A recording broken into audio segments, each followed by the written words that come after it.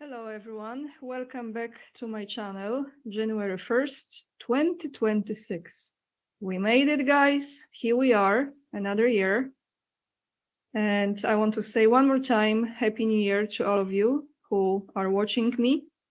And thank you so much for your wonderful, beautiful wishes for New Year and forward that you left under my last video. That was the last video of the previous year. I say thank you to each one of you. I really appreciate your wishes. And I also want to say thank you to those people who have donated overnight to my PayPal. Thank you guys so much. I really appreciate your support. To Deborah, Fitzgerald, thank you so much for your very generous donations. To Gloria as well. Thank you so much, Gloria. I very much appreciate you guys. And to everyone who is buying my book, Matilda's and Odo's Adventures, please check your email because I am reaching out to you if you have not provided me your mailing address yet. So what am I going to present to you today? I think we will kind of go through celebrations of that new year, and we will start with President Trump and Melania Trump, the New Year's Eve party that took place in Mar-a-Lago, Florida, as well as what Netanyahu has to do with Jesus, right? That's interesting. We will look into it. Also, what kind of things or laws has been signed into the existence just before the new year kicked in, a few days before that. And some comments from Trump as well in regards to what's going to change. How China welcomed the new year, truly incredible. And I will give you my comments on that as well. So without any further ado, actually, I'm sorry. And I have one more topic about Amsterdam and Holland, because as we speak, I think at this moment, it's already taken care of. A major fire was destroying a historic church in Amsterdam. You remember Notre Dame in Paris, how they like to burn those churches? So we're going to look into this as well. So without any further ado, let's start with celebration. First, we go to Florida, Mar-a-Lago. After that, we're going to look into how the billionaires have been celebrating and where they have been celebrating. What was the location to a lot of those wealthiest people in the world to celebrate the New Year's Eve? Where did they ended up having fun? So let's look into Trump and his New Year's Eve party.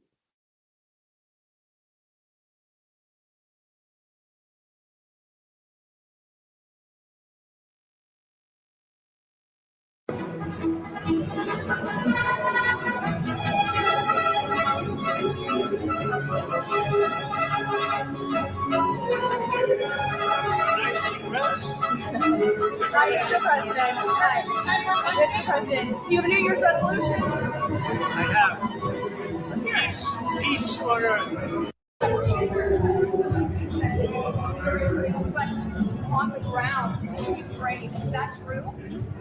Thank you. CIA assessment. CIA assessment. It's entertainment, but really what it is now. She's one of the greatest artists anywhere in the world. Vanessa, would you please come up? Thank you. Thank you.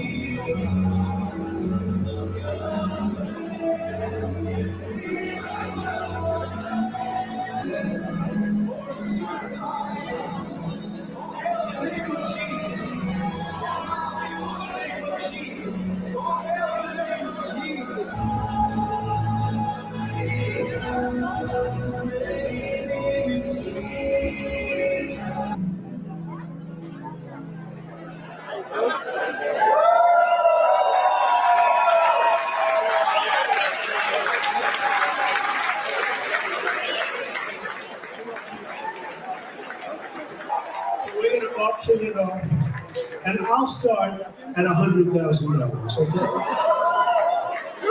And honestly, just but I actually think it's worth much more than that. 2,750,000. Who is it? Oh, I know who that guy is. He's got plenty of games. Vanessa, you don't want to know about some of these guys. 2,750,000. Do I hear a 3 million? Yeah. Do I hear 3 million? It's going to St. Jude's. It's going to the sheriff's office. Sheriff's department. We have 2,750,000. Do we have anything else? Any other bid? I want to thank you. Come on up to the stage. Come on up here. Come on up. I think you made a good deal, actually. Come on up. I want to thank you very much. That's a very nice outfit. I love this outfit. Thank you very much.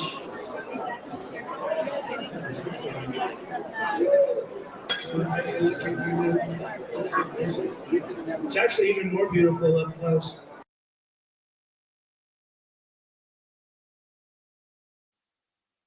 So when I saw that image, when I saw that painting, that art of Jesus, I was pretty surprised. I said, Jesus there, that's amazing, right?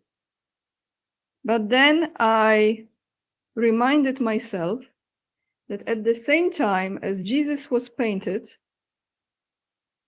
the same space, exactly in the same space,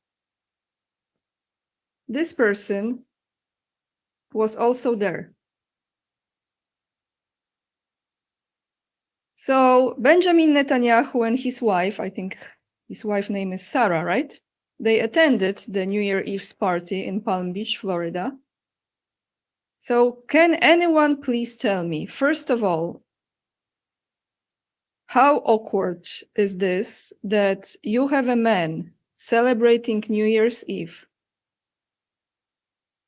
who many actually called Antichrist? I'm talking about Netanyahu in this case, okay? And you have a painting of Jesus being painted on stage. I cannot wrap my mind around it in a way because it's so contradicting and it's so awkward and it just does not make sense. The gentleman here is Melania's father. So Netanyahu was celebrating New Year Eve there. There were some comments from people saying that, you know what they say. If Netanyahu was there in United States welcoming New Year, not in Israel, but in United States, that probably that is more his country. Very strange feeling I had when I saw that painting and Netanyahu being there. So I asked AI this question about Netanyahu, about Jesus. Israel Prime Minister Benjamin Netanyahu's public statements regarding Jesus generally focus on his historical identity as a Jew and his connection to the land of Israel to emphasize shared Judeo-Christian heritage and the legitimacy of the Jewish state. Key public statements and perspective. Historical and linguistic context. During a 2014 meeting in Jerusalem, Netanyahu and Pope Francis had a brief, light-hearted disagreement over the language Jesus spoke. Netanyahu stated, Jesus was here in this land. He spoke Hebrew, while the Pope interjected that Jesus spoke Aramaic. Sorry guys, I mispronounced. Netanyahu clarified that while he spoke Aramaic, Jesus also knew Hebrew. So what do you think? Why Netanyahu was there during the New Year's Eve celebration, and why, from all those choices, they chosen to have an artist, and I'm sure they agree on that she will paint the image of Jesus? What are they trying to tell us, guys, right? It's quite interesting. And I was wondering who bought that painting for $2.75 million. And if you know, I would like you to leave it in the comments section, because at this moment I couldn't find any news. It just says at the Mar-a-Lago New Year's Eve Gala held on December 31st, 2025, a live speed painting of Jesus Christ's face was auctioned for $2.75 million. The painting was purchased by an unidentified woman wearing a top hat. So that blonde woman actually looked more like a wig, but let's say she was blonde wearing that black hat. During the bidding, which Donald Trump presided over, he referred to one of the high-level bidders, bidders? It was bidding, right? Bidders, who offered $1 million as the biggest guy on Wall Street, though the final winner was the woman in the top hat. So those two were like top bidding competitors. So now let's go to what has been signed not many days before the new year kicked in. Actually, no. Now let's go to how other billionaires have been spending the New Year Eve and where was it. So now let me find the right video, guys. Let me take you to the right video. Here we go. Let's unmute this lady. I will mute myself now and let's take a listen. What island those billionaires went to?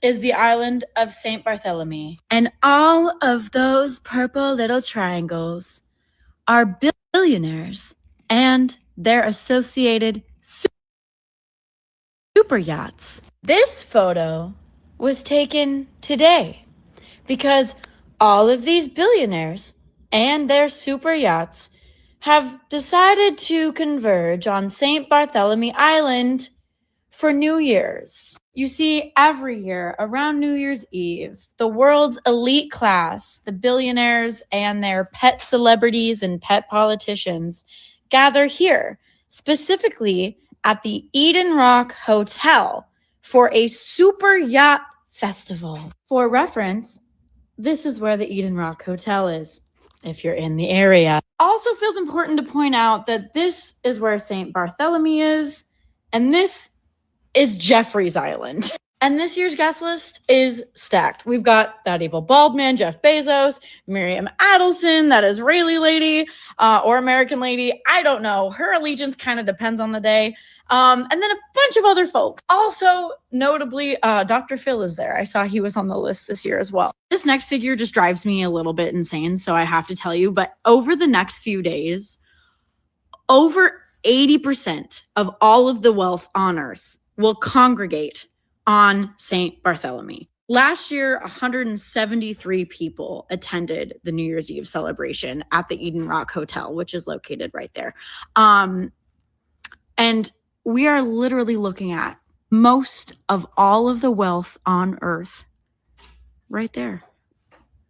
Just thought that was really interesting. This is the island of St. Bartholomew. And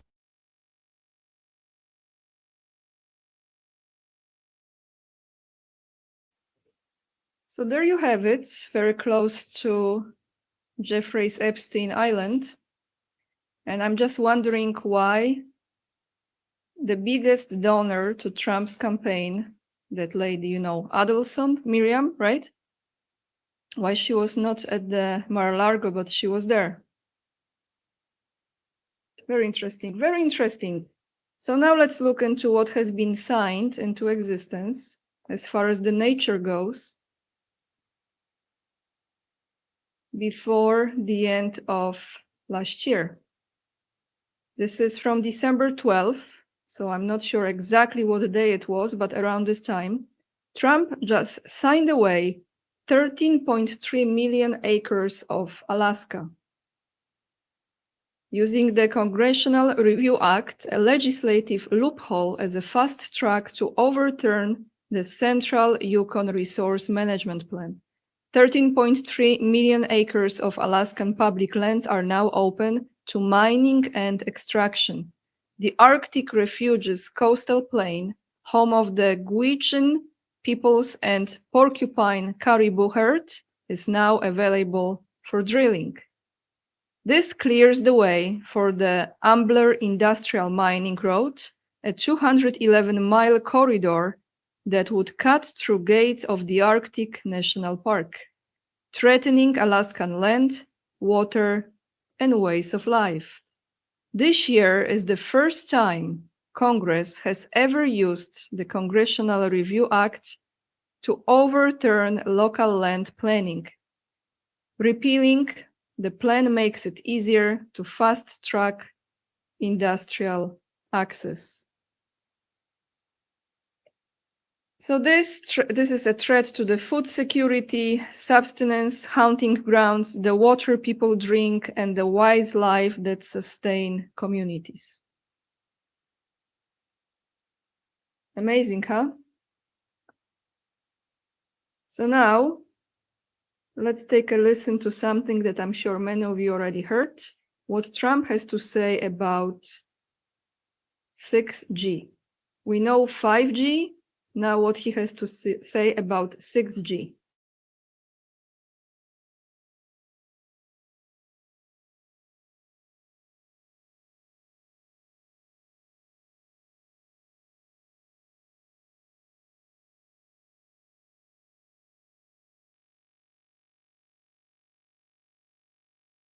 Was a leader on 5G getting that done, and now they're up to 6. Let's do it again. What does that do? Give you a little bit deeper view into somebody's skin?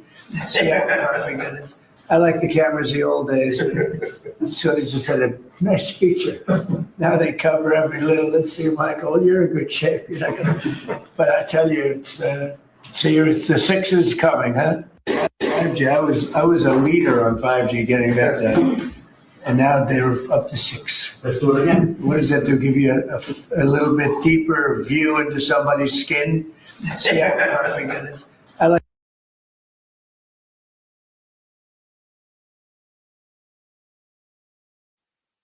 So when he said it, I instantly had in mind Shmovit, remember? Shmovit time and those towers, 5G towers, that were very important, especially to those people who were vaccinated. Because trust me, if you are not aware of it yet, it's really all connected. As this post say, they are built to serve as tools for centralized control, mass surveillance, and data harvesting. They monitor human behavior and biology while also degrading human health through non-active electromagnetic fields. They operate via similar principles to military through wall radars and airport body scanners, allowing governments and major corporations like Google to track movement and internal psychological states without consent. Such technologies have also been proven to be devastating to the environment and human health. Yes, everyone, not just the weather, the fog, the constant fog that we have again today in Poland. It was snowing yesterday, it was more romantic, let's say. Today it's foggy, the same gray sky all over. Again, as if someone just put a layer in between sun and where the humankind resides. And you have those towers, 5G is a norm. And on that note, of course, we cannot forget about the drones. So let's look into how China celebrated the New Year. Let's look into this video from the standpoint of art. But when you look at it as an art and you appreciate it, just keep in mind that as those tools, like drones, are creating this very modern, high-tech art, so they are designed to control the people. So let's take a look.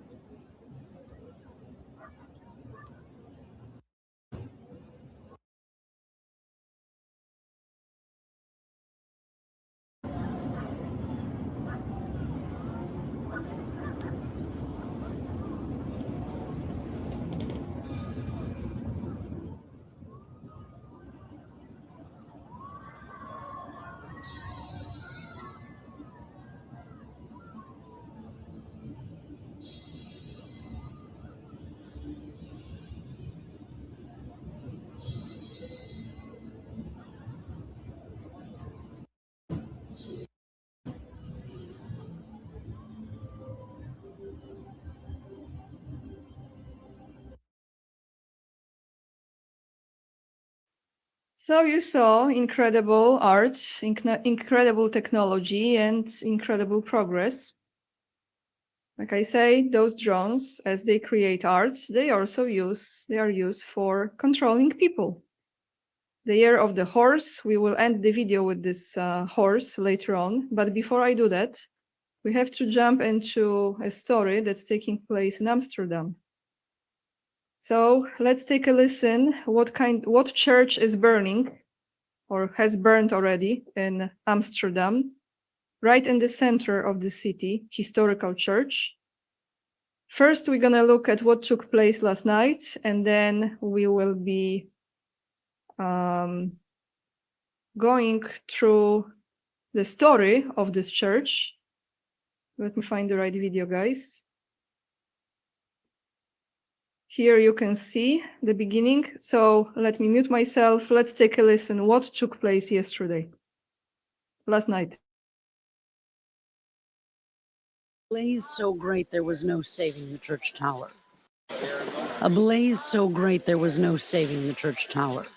In the middle of the night, as Amsterdam's residents were ringing in the new year, a major fire broke out in the historic Vondelkerk church. Firefighters tried to save the over 150-year-old structure, but they could not enter. The risk that the church would collapse was too great. As they doused it with water from hoses, authorities closed down the streets around the central Amsterdam monument. And local media said that nearby homes were evacuated because of the burning debris. An alert was issued about heavy smoke, and officials declared a regional emergency. Het is echt verschrikkelijk. It really Het is, is horrific. Ik heb net staan I've just been kijken. watching. Het is, It's almost violently erg large. gewelddadig, zo The groot church en is very zo, close to many maar het staat heel houses. dicht op heel veel So huizen. apart from the loss of a Behalve het magnificent verlies van een monument, geweldig for all monument, people living voor alle nearby, mensen die it's eromheen really wonen, ook scary. echt heel eng. Built in 1872, the church is in the center of Amsterdam and just a short walk from the popular Van Gogh Museum. The cause of the fire is still unknown, as investigators look into whether New Year's fireworks were involved or not. Winter for me. I have to say that I actually remember this church precisely. I remember it very well because I have been to Amsterdam a few times and I used to stay not too far away from Van Gogh Museum. So when I was walking around, I remember that church, passing by that church. So let's take a listen to the story about this church. But don't you think that was just another sacrifice, as they tend to do those sacrifices? They have the satanic calendar and they have to mark those dates with the sacrifices. So what is the story of this church?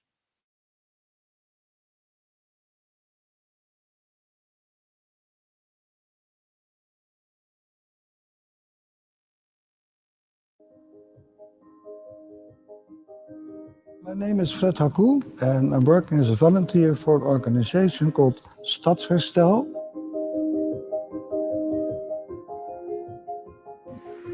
It's a small church, and in the 70s, after the hippie time, 74, 76, there were not many more people go to the church, specifically not the Catholic churches. So the wisdom of Haarlem, which governed this Catholic church, took away all the religious artifacts, and the church was on the nomination to get broken down by the government to build houses.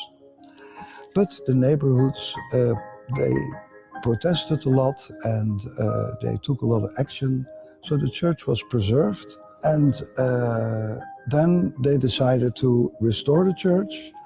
And another architect Van Sticht, together with Stadsherstel, they decided to build at the original entrance over there, and at that side to build offices, and the offices the company pay rent, and by that rent the church is preserved. That's a nice way to balance it. And this organization takes care of buildings in Amsterdam who are fallen down, very old, rotten wood. Some of the buildings are 300-400 years old, and they restore them in an original way to preserve the architecture of Amsterdam.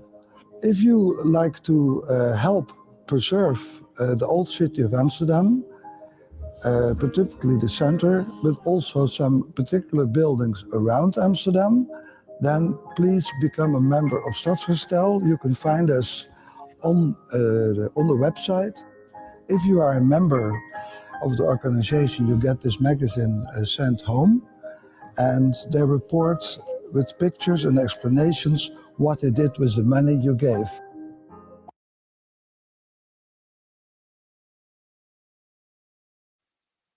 So now I wonder how this gentleman feels at this moment after all this reconstruction was done. And I want to say, isn't it,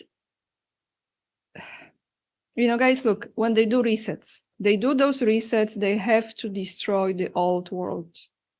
Was it Tartaria? Was it the big flood? Whatever was the form of reset, another war, because war is also destroying the old historical buildings and cleaning up the ground for something new that usually comes to existence with much, much less lower frequency. Those buildings that they are building now, they don't have hardly any energy, not to even mention art or beauty as far as the design goes. So this is not just sacrifice, as I was thinking. This is also a form of resetting, right? Resetting, removing, destroying. I'm not surprised, actually, because a lot of churches in the last year have been burned, destroyed, usually through fire. That's how they do it. So I think they combine the sacrifice with reset in one, 2 in 1. But let me know what you think is going on. That's how I perceive it, but you might have a different opinion. And before we end this video, I want to wish you, actually show you my post on Instagram that is for this year, 2026, because I've mentioned this yesterday in my video. However, I think it will be good to read it again for you guys. So let me take you to the main Instagram page. Here is my Instagram. So if you have Instagram, make sure to follow me, AniaK_44. I would very much appreciate. So let's read this. This is what I put out on my Instagram today. The year of the horse, year number 1, because numerology is very important for them as well. So 2026 is the year of movement, new beginnings, alignment, freedom, a return to truth, beauty, passion, flow, power, opportunity. 2025, the year of the snake, has removed from your life everything that was unnecessary and cleared the way for 2026. The year of the horse will guide you to the new, happier reality. So that's how I am perceiving this year. And again, I want to wish all of you Happy New Year, everyone. Thank you so much for watching my videos. If you appreciate the content, make sure to hit the thumbs up. It's free of charge.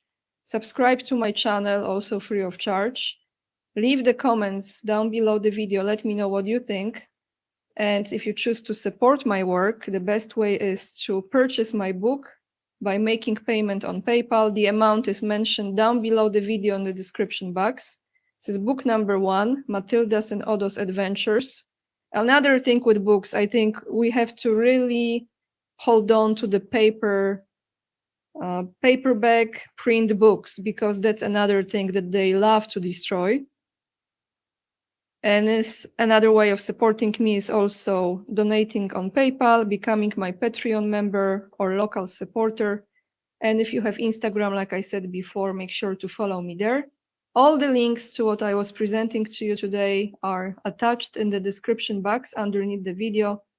And let me know what Jesus has to do with Netanyahu.